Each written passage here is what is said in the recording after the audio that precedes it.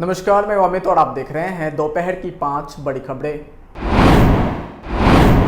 लोकसभा चुनाव से पहले कांग्रेस की मुश्किलें कम नहीं हो रही हैं। राजस्थान में कांग्रेस को एक और बड़ा झटका लगा है। राजस्थान सरकार में पूर्व मंत्री राजेंद्र यादव और लालचंद कटारिया ने बीजेपी का दामन थाम लिया। इसके अलावा पूर्व विधायक रिछपाल मिर्धा और आलोक बेनीवाल भाजपा में शामिल हो गए हैं। बता दें कि सीएम भजनलाल शर्मा ने उन्हें शामिल कराया है।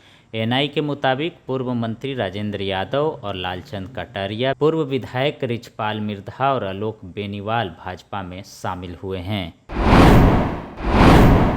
पूर्व केंद्रीय मंत्री वीरेंद्र सिंह के बेटे और हिसार से भाजपा सांसद ब्रिजेंद्र सिंह लोकसभा चुनाव से ठीक पहले पार्टी की सदस्यता से इस्तीफा दे दिया है। उन्होंने एक्स पर लिखा, मैंने बाध्यकारी राजनीतिक कारणों से भाजपा की प्राथमिक सदस्यता से इस्तीफा दे दिया है। इस्तीफा देने के बाद वो कांग्रेस के राष्ट्रीय अध्यक्ष मल्लिकार्जुन खड़गे की मौजूदगी में कांग्रेस का दामन थामा। जितेंद्र सिंह ने प्रधानमंत्री नरेंद्र मोदी और बीजेपी का धन्यवाद कहा और साथ ही उन्होंने ये भी कहा कि कई मुद्दों पर सहमति नहीं थी। किसानों का मुद्दा रहा है या फिर महिला पहलवानों का मुद्दा रहा है, कई कारण ऐसे थे कि बीजेपी के साथ आगे नहीं चल सकता था। आगामी लोकसभा चुनाव के लिए टीएमसी रविवार को अपने उम्मीदवारों की सूची की घोषणा करेगी। पहली बार है कि पार्टी कोलकाता के ब्रिगेड परेड ग्राउंड में एक विशाल सार्वजनिक बैठक से अपने उम्मीदवारों की सूची की घोषणा करेगी। जनगर्जन सभा नामक इस मेगा इवेंट में क्रॉस रैंप सहित 3 मंच होंगे, जिसमें बनर्जी और टीएमसी के राष्ट्रीय महासचिव अभिषेक बनर्जी मुख्य वक्ता के रूप में केंद्र मंच पर होंगे। टीएमसी ने एक बयान में कहा कि अखिल भारतीय तृणमूल कांग्रेस की अध्यक्षता ममता बनर्जी पश्चिम बंगाल में 42 संसदीय क्षेत्रों के लिए पार्टी के उम्मीदवारों की घोषणा करेंगे। संजय राउत ने टिकट बंटवारे को लेकर बीजेपी पर निशाना साधा। उन्होंने कहा कि देश की सत्ता में परिवर्तन महाराष्ट्र की भूमि से होगा, इसलिए भाजपा चाहती है कि प्रधानमंत्री मोदी महाराष्ट्र से चुनाव लड़ें। उससे नितिन गडकरी का भी टिकट कट सकता है। साथ ही उन्होंने बताया कि महाराष्ट्र में महाविकास अघाड़ी के बीच सीट शेयरिंग हो गई है। उन्होंने आगे कहा कि देश की सत्ता में बदलाव की शुरुआत महाराष्ट्र से ही होगी।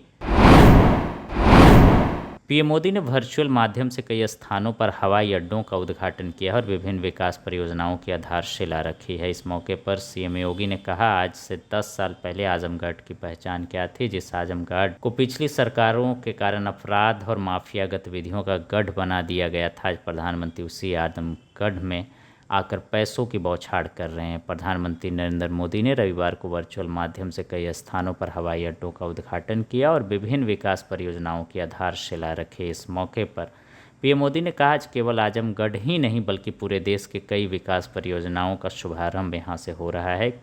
जिस आजमगढ़ को देश के पिछड़े इलाकों में गिनते थे, आज वही देश के लिए विकास का नया अध्याय लिख रहा है। आज आजमगढ़ से कई राज्यों में करीब 34,000 करोड़ रुपए के प्रोजेक्ट्स का लोकार्पण और शिलान्यास हुआ है। अगर आप भी अपने दुकान, प्रतिष्ठान, school, college, coaching centre, restaurant, cafe का विज्ञापन देना चाहते हैं, वो भी किफ़ायती दर पर, तो आंखें न्यूज़ 24 लेकर आया है आपके लिए एक सुनहरा मौका। आंखें न्यूज़ 24 न्यूज़ पोर्टल की दुनिया में बिहार का सबसे उभरता हुआ चैनल, जहां बिहार झारखंड से जुड़े तमाम बड़ी खबरें देखने को मिलती है। तो देर किस बात की, आज भी जुड़े आंखें न्यूज़ 24 के साथ। संपर्क करें हमारे व्हाट्सएप नंबर 8935876430 पर। क्या आप पत्रकारिता के क्षेत्र में अपना कैरियर बनाना चाहते हैं?